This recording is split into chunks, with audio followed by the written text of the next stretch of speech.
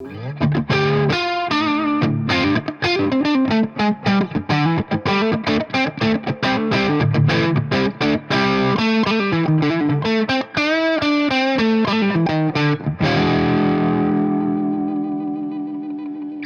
what I mean? Just yeah, super well sounds balanced. Good. I want to hear that one. It does sound pretty darn good.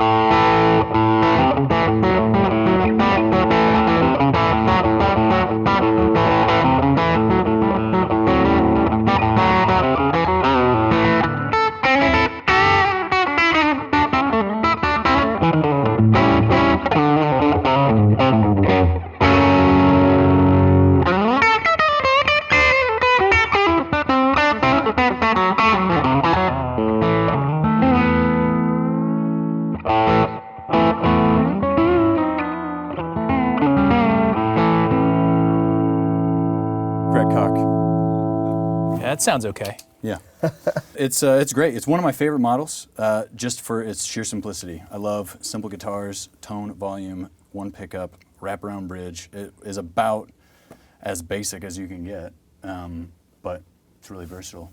Yeah. So you can play a whole set with this easily. I have, I guess, well, we've all got 2019s, but this is the new Les Paul Standard 60s. They're doing two versions of the Standards now, so there's a 50s and a 60s, so this has a slim taper neck, which is pretty cool. What do you got? I got the 2019 SG Standard. Really great feeling guitar.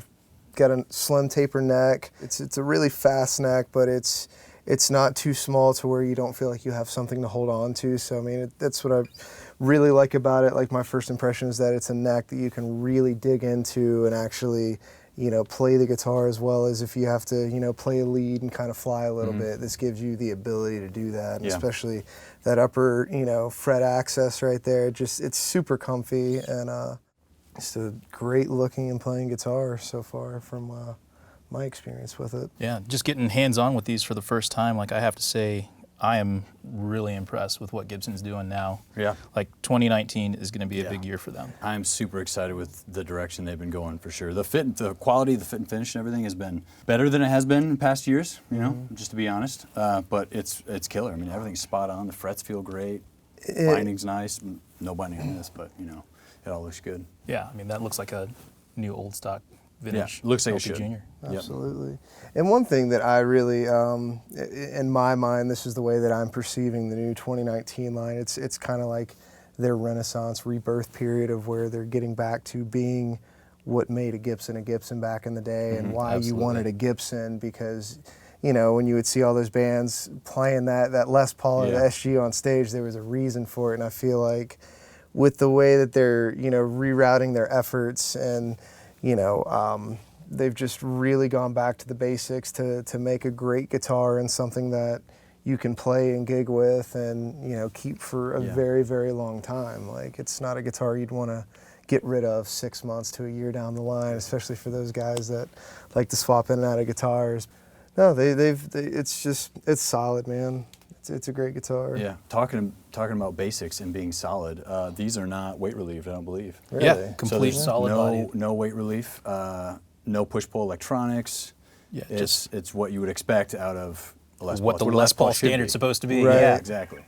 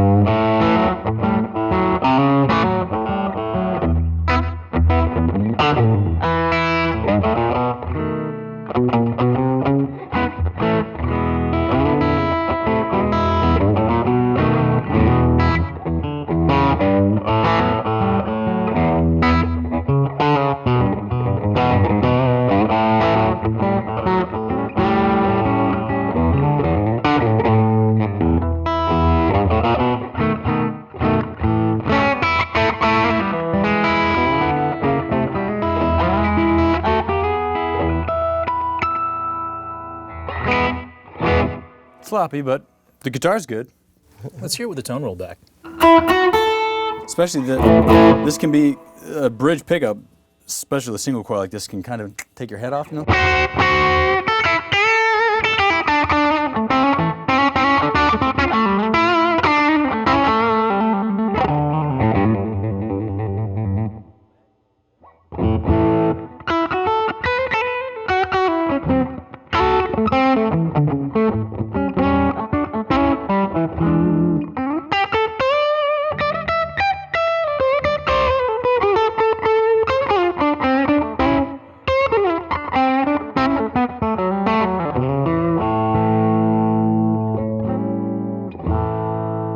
QC has been really impressive. Like just looking this over, like it's Like, I love how when the light hits it, it changes. It's so gorgeous. You can see all the grain, and it's really well book matched. I mean, Yeah.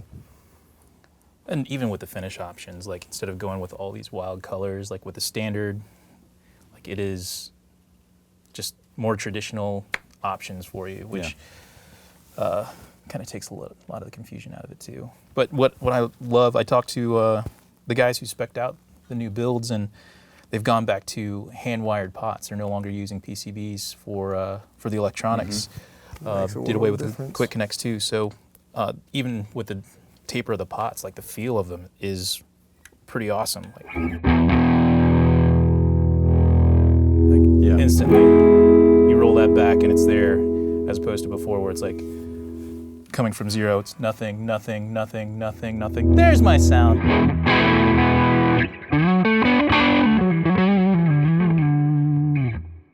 Yeah, and those are new. I think they're new pickups. Yeah, for the Thanks, 60s, bud. it Is has that the new for Bushbucker them this year? 61s. They developed it for this run, for 2019. The 50s model still comes with the Bushbucker 1 and 2, which is my personal favorite. Yeah. Love those pickups. But this one, they developed the 61s, which are voiced just slightly brighter, slightly offset as far as the windings and a little more output, but obviously they sound great. Do we know what's in that? They're not super high output. they're though. Like you not can at tell, all. Yeah, Not at all. And that's honestly what I like about them, is the fact that they're a little more vintage output voice, Yeah. just from initial sound. So it's not going to be super high output and gainy. I mean, it's going to play, from what I've experienced, it plays well with the volume knob. And I mean, you know, it's one of those guitars that I would want to have in studio and on stage, because it's not going to, it's going to give me that right amount of breakup that I'm looking for. And like even on, you know, like on the red channel on that Mesa, like it still rings through, and you can hear all the notes articulated Yeah. really well. And then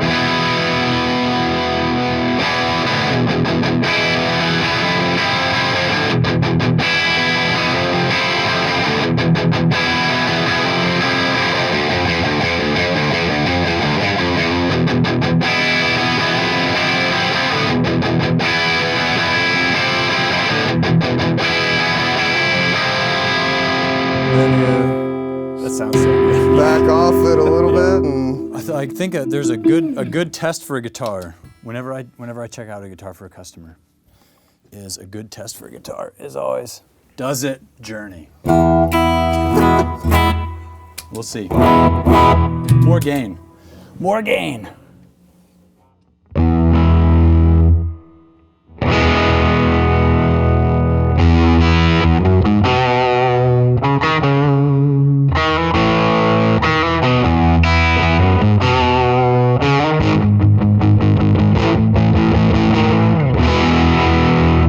Does it journeys? It's a good guitar.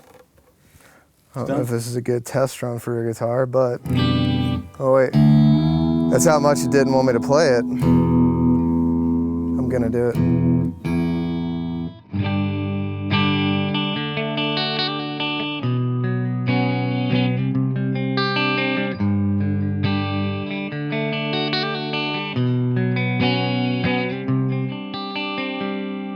Yep, plays a platinum song just great. I feel like you can tell with the build quality of every one that I've picked up, I feel like there has been a huge shift in where Gibson was and where it is now. You can tell in the build quality and the fit and finish and the fact that they're listening to customers. They're giving you solid guitars that aren't chambered, that have no push-pull electronics, that are just standard guitars. You can tell that there's so much more passion that goes into it, you know what I mean? I feel like it is their renaissance. It is their rebirth. You know, they knew that they had to do something to put Gibson back to where it needed to be, and it was like, listen to the customers or don't do anything at all. My first guitar, I waited, it was actually graduating college. My first guitar was a Gibson Les Paul Standard, and it took me forever to save up for it. And having to, like, looking at it now, like, dates me a little bit, but what these are going for now is what they were when I came out of college and bought my first one. And to think, Don't lie, you couldn't afford one coming straight out of college. I put it on a credit card, and it ended up costing me 3 times as much when The all credit was card said could and done. afford the guitar. Yo. One of my first memories as a guitar player, one of my friends who lived down the street from me, he had an Epiphone G400, and it was a red SG, looked like that, and I loved playing that guitar. It played it so good, and at the time, compared to what I had, it was like one of the nicest guitars I played. And it was through a PV Bandit, and we used to play in his basement all the time, and we just loved the crap out of it. But That's the true rock star rig. Yeah. I'll tell you, my first actual American guitar, I want to say I was like 14 or something. It was a Gibson SG Voodoo, actually, and I played my very first show like in front of people with a Gibson SG, and you know, so I definitely go pretty far back with Gibsons, but you know, it's just nice to see what they're doing with the new line, man. It's just, it's a pleasure to pick these guitars up and play them, and they sound great, and again, they look great, they feel great, and the value that's there with this guitar, it's undeniable at this point, you know. So they did all the right stuff. Yeah.